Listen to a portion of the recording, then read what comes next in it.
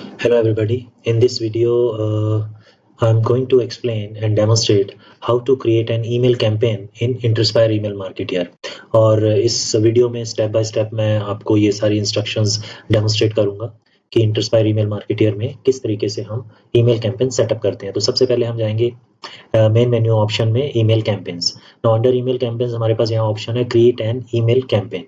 So you can see create a new email campaign which you can then send to contacts। पहले हम email campaign यहाँ पे setup करेंगे, फिर उसके बाद नेक्स्ट प्रोसेस में और नेक्स्ट स्टेप में हम उस ईमेल कैंपेन को सेंड करेंगे और रेसिपिएंट को या फिर डिलीवर करेंगे। अब यहाँ पे ईमेल कैंपेन क्रिएट करने से पहले एक चीज का ध्यान रखना, आपके पास कोई ना कोई यहाँ पे कॉन्टैक्ट लिस्ट जरूर बनी हो और उस कॉन्टैक्ट लिस्ट में कॉन्टैक्ट्स भी ऐड होने चाहिए, चाहे मिनिमम 1 ईमेल कॉन्टैक्ट ही एडेड हो, बट एक ईमेल लिस्ट इज रिक्वायर्ड। सो उसके बाद ही आप ईमेल कैंपेन क्रिएशन स्टेप्स जो हैं वो फॉलो कर पाओगे, because while we are creating an email campaign it will ask you to select the email list also. Now let's begin with this demonstration। जैसे कि आप देख रहे हो कि मैं create an email campaign पे मैंने क्लिक किया है। अब यहाँ पे हमारे पास जो ये स्क्रीन आई है, सबसे पहले क्रिएट एन ईमेल कैंपेन में सबसे पहले हमें डिफाइन करना है ईमेल कैंपेन का नाम। अब हम जिस भी प्रोडक्ट के लिए या प्रोडक्ट कैटेगरी के लिए या कोई स्पेसिफिक नीश के लिए ईमेल कैंपेन सेटअप कर रहे हैं या स्पेसिफिक वेबसाइट के लिए ईमेल कैंपेन सेटअप कर रहे हैं, अकॉर्डिंगली हम यहाँ पे ईमेल कैंपेन का नाम कुछ उसी के रेलेवेंस में दे देंगे। तो लेट्स से मैं अभी टेस्ट ईमेल कैंपेन इसका नाम दे देता हूँ, क्योंकि इन फ्यूचर मेरे को ये ध्यान रहेगा कि ये जो मैंने ईमेल टेम्पलेट या ईमेल कैंपेन सेटअप किया था ये सिर्फ टेस्टिंग पर्पस के लिए किया था। और नेक्स्ट यहाँ पे हमारे पास 2 फॉर्मेट्स हैं ईमेल कैंपेन फॉर्मेट के under, one is HTML and another is text. अब रिकमेंडेड में लिखा हुआ है HTML and text both are recommended. अब इसका मैं एक रीजन आपको बता देता हूँ why this both are recommended. एक अच्छी ईमेल मार्केटिंग प्रैक्टिस के accordingly it is always recommended कि जब भी आप मेलर डिजाइन करो, जो भी कैंपेन आपने सेट करना है उसके लिए जो भी मेलर आप डिजाइन करोगे वो उसका एक वर्जन HTML फॉर्मेट में हो आप डिजाइन करो और एक फॉर्मेट उसका कंप्लीट टेक्स्ट फॉर्मेट में डिजाइन करो। दोनों में डिफरेंस क्या है? जो HTML फॉर्मेट होगा वो तो बहुत एक nice looking with catchy visuals के साथ होगा, और जो एक टेक्स्ट ईमेलर होता है वो सिर्फ जैसे नोटपैड के ऊपर हम कंटेंट को टाइप कर लेते हैं तो उसी तरीके से प्लेन टेक्स्ट के फॉर्मेट में वो ईमेलर होगा। अब इसका लॉजिक क्या है या रीजन क्या है कि हमें पता नहीं है कि कौन सा सर्वर किस तरह के ईमेलर के फॉर्मेट को एक्सेप्ट करता है। वैसे तो अगर हम ये मान के चले, एज्यूम करके चले, आज की डेट में almost all the servers are accepting HTML format, ठीक है, बट स्टिल assumptions हैं कि कुछ सर्वर्स हैं जो HTML फॉर्मेट वाले ईमेलर को एक्सेप्ट नहीं करते हैं, क्योंकि उस तरह के ईमेलर में जैसे मैंने बताया कि वो nice looking with catchy visuals के साथ होता है, तो ऑब्वियसली उसमें इमेजेस भी होंगी, हो सकता है कि कोई ना कोई छोटा वीडियो एम्बेड हो या उसका लिंक दिया हो, तो एज ए रिजल्ट उस ईमेलर का जो साइज है वो ज्यादा हो जाता है, मतलब केबीज में वो साइज बड़ा हो जाता है। But as far as text mailer is concern it will be not more than 10 KB। Normally जो भी हम ईमेलर लिखेंगे वो 2 या 3 KB के 2 और 3 KB के अराउंड होगा या मैक्स 5 या 6 KB के अराउंड होगा। फॉर एन एग्जाम्पल हम आप ये ज्यूम करके चल सकते हो कि जो HTML मेलर आपका 100 KB या 200 KB का है, टेक्स्ट मेलर वो 5 to 6 KB का ही रह जाएगा। अब उसका एक सबसे बड़ा एडवांटेज क्या है? फॉर एग्जाम्पल आपका जो HTML मेलर है वो 100 KB का है and you have to send 1000 mailers, तो 1000 मल्टीप्लाई बाय 100 इज 100,000। तो आपको मतलब कि 100,000 KBs डाटा ट्रांसफर करना है। अब दूसरा एग्जांपल लें जहाँ पे कि 5 KB का ही टेक्स्ट मेलर है, 5 KB डिवाइड मल्टीप्लाई बाय 5000, सो आप ये लेके चलो 25,000 KB आपको डाटा ट्रांसफर करना है। अब आप ये कंपैरिजन लेके चलो कि 1/4 फर्स्ट केस में HTML के केस में हमारे पास जो टोटल डाटा वॉल्यूम बन रहा था वो 100,000 KB बन रहा था अगर हमें HTML मेलर भेजना है, क्योंकि वो मेलर 100 KB साइज का है। लेकिन अगर टेक्स्ट मेलर भेजेंगे जो कि उससे काफी स्मॉल साइज का होगा, 5 KB का या 6 KB का, हमने अज्यूम किया 5 KB, तो 5000 multiply by 5 comes out to be 25,000 KB। तो अब आप देखो कि transferring 25,000 KB will take less time as compared to 100,000 KBs। So इसीलिए रिकमेंड किया जाता है कि इफ नॉट रिक्वायर्ड, कि अगर जिस केस में रिक्वायर्ड नहीं है कि आपको HTML मेलर भेजना है या इमेजेस भेजना है, तो बेटर है कि आप टेक्स्ट मेलर को प्रेफर करो। बट कस्टमर एंड पे हमें लुक्स भी मैटर करते हैं कि जब तक हम कोई प्रोडक्ट अच्छे से विजुअली देख ना लें तो हम उस पर कुछ भी डिसीजन नहीं लेते हैं। तो बट इसीलिए यहाँ पे रिकमेंडेड है कि आप HTML मेलर भी डिजाइन करो और उस HTML मेलर में whatever content is there वो कंटेंट को टेक्स्ट फॉर्मेट में भी उसी कैंपेन में यहाँ इंटरस्पायर ईमेल मार्केटियर में आप डिफाइन कर सकते हो। अब जैसे कि यहाँ पे हमने HTML and text recommended by default ले लिया। अब यहाँ पे हमारे पास अलग अलग एडिटर है। ये एडिटर का मतलब है कि जो हम मेलर यहाँ पे डिजाइन करेंगे उसको डिजाइन करने के लिए हम कौन सा एडिटर यूज करना चाहिए। जैसे MS वर्ड है वो एक एडिटर है, नोटपैड है वो एक टेक्स्ट एडिटर है। तो इसी तरीके से यहाँ पे भी इंटरस्पायर में ये अलग अलग तरह के एडिटर दिए हैं।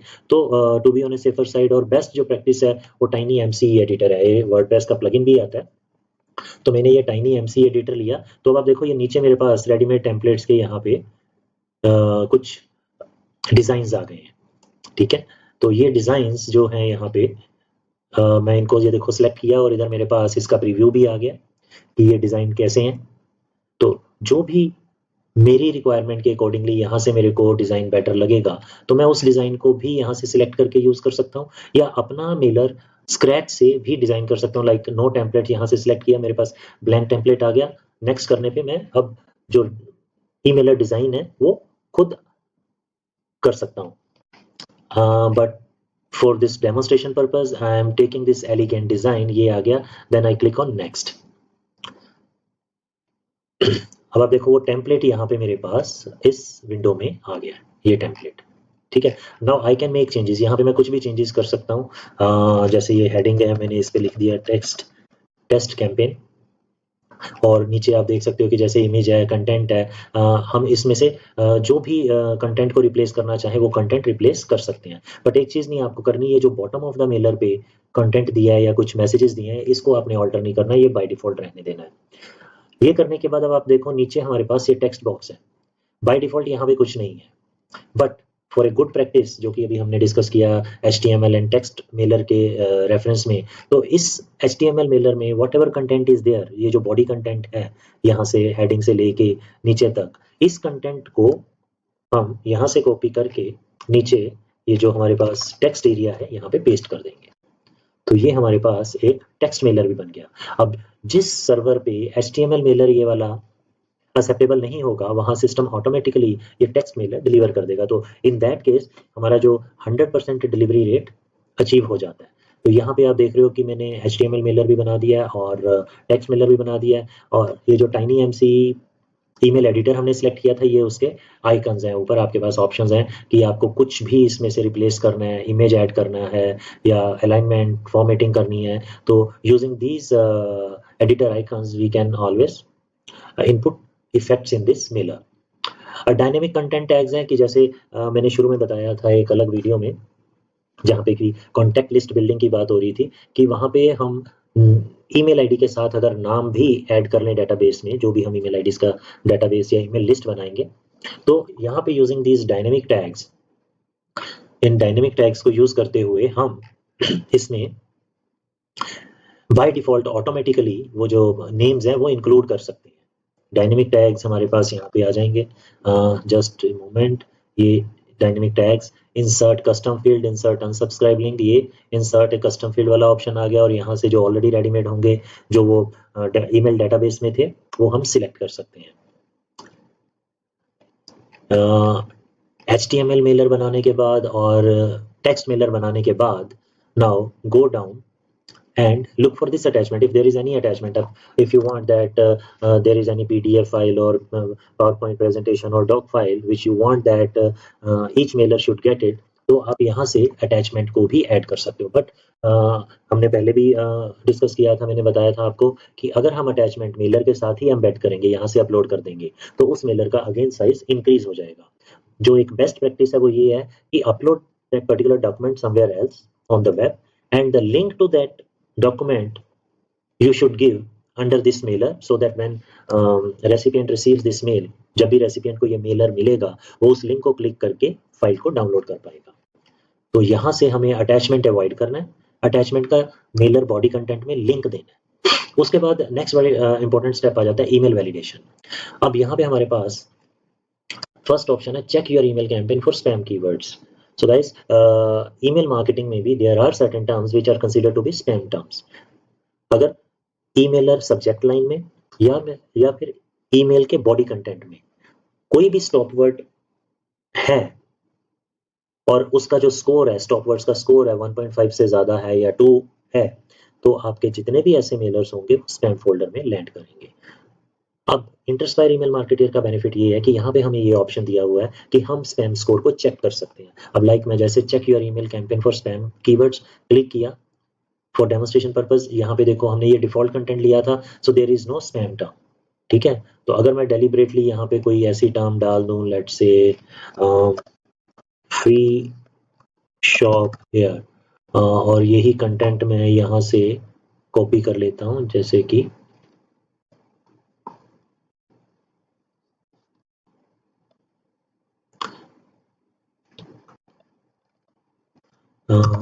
मैंने ये कंटेंट कॉपी किया, इसमें को टेक्स्ट कंटेंट में भी ऐड करना जरूरी है because both the content should be identical. तो अब फिर दोबारा से स्पैम कीवर्ड, अब ये देखो जो शॉप है और फ्री है, ये दोनों ही टर्म ईमेल मार्केटिंग के केस में स्पैम कीवर्ड्स हैं, स्पैम टर्म्स हैं। तो यहाँ पे स्पैम स्कोर इज 2.2।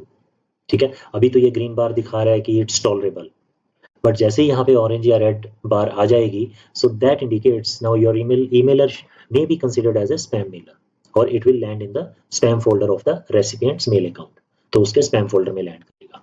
तो before you start sending the or delivering the email campaign, it is very important that there should not be any spam term. तो spam terms को avoid करना है। अभी हम यहाँ से उस spam terms को यहाँ से remove कर देते हैं, और ऊपर भी कंटेंट में जहाँ पे हमने मैनुअली ऐड किया था स्पैम टर्म, यहाँ से भी हम रिमूव कर देते हैं। Okay, so this was about how to check your mailers for spam keywords. Now the next is email client compatibility. अब हमें नहीं पता कि कौन सा रेसिपिएंट कौन सा ईमेल क्लाइंट यूज कर रहा है। There are people those who are keep on using Microsoft Outlook, there are people those who are using Gmail for email services, there may be some people those who are using Yahoo और live, वो हमें नहीं पता। लेकिन हम जब भी इन रेसिपिएंट्स को मेलर सेंड करेंगे और वो मेलर रिसीव करेंगे, तो your mailer should be compatible across all the email clients. मतलब ये जो जीमेल ईमेल अकाउंट है या माइक्रोसॉफ्ट आउटलुक है, माइक्रोसॉफ्ट या मेल है, these are known as email clients. मतलब जिस सॉफ्टवेयर एप्लीकेशन को यूज करके हम अब ईमेल्स को एक्सेस करते हैं, उस सॉफ्टवेयर को बेसिकली ईमेल क्लाइंट हम रेफर करते हैं। तो यहाँ पे जैसे मैं करूंगा कि view your email in different email programs, तो यहाँ हमारे पास एक रिपोर्ट आ जाएगी कि अभी के लिए जो मेलर है वो किस किस ईमेल क्लाइंट के साथ कंपैटिबल है। So just wait while the system is checking the compatibility. सो आप देखो यहाँ पे AOL इज अमेरिकन ऑनलाइन, ये भी एक ईमेल क्लाइंट है, जीमेल के साथ कंपैटिबल है। बट हॉटमेल अब लाइव बन गया तो ये है ही नहीं है, डजंट एग्जिस्ट। ऑफिस में भी ये कंपैटिबल है, आउटलुक 2003, बट आउटलुक 7, 10, 16 के साथ कंपैटिबल नहीं है, याहू के साथ कंपैटिबल है। तो हमने कोशिश करना है कि जो मेलर है it should be compatible across all the mail clients. तो इंटरस्पायर को यूज करने का ये भी एक एडवांटेज है कि हमें ये चीजें पहले ही चेक करने के लिए यहाँ पे ऑप्शंस अवेलेबल है। मिसलेनियस ऑप्शन में एक्टिव ईमेल कैंपेन, हाँ ये बाय डिफॉल्ट जो ऑप्शंस हैं इनको हम ऐसे ही चेक रखेंगे। प्रीव्यू योर ईमेल कैंपेन, यहाँ से हम एक टेस्ट मेल सेंड कर सकते हैं अपने मेल आईडी पे, and we can always check our mail account whether this mail is landing in the inbox और स्पैम फोल्डर। तो हमें वो क्लैरिटी पहले आ जाएगी। और अगर इनबॉक्स में लैंड कर रहा है तो जब हम इस ईमेलर को एक्सेस करेंगे, क्या वो प्रॉपरली मेल अकाउंट में ओपन हो रहा है या नहीं हो रहा, और देयर इज सम डिस्क्रिपेंसी। तो जब तक वो चीजें, अगर if there is any issue, जब तक वो इश्यूज रिजॉल्व नहीं हो जाते, we will keep on modifying the emailer. So after doing all this stuff, we can simply save and exit. So अभी सब्जेक्ट लाइन हमने नहीं दी थी, मैं सब्जेक्ट लाइन देके सेव एंड एग्जिट यहाँ से कर दिया। So this was about how to create an email campaign, and you have seen all the appropriate steps to build an email campaign. So if there is any query, अगर आपके कोई भी questions होंगे, आप कमेंट बॉक्स में मेरे को अपने क्वेश्चंस और क्वेरीज शेयर कर सकते हो। Accordingly I will reply back. Thank you very much everybody.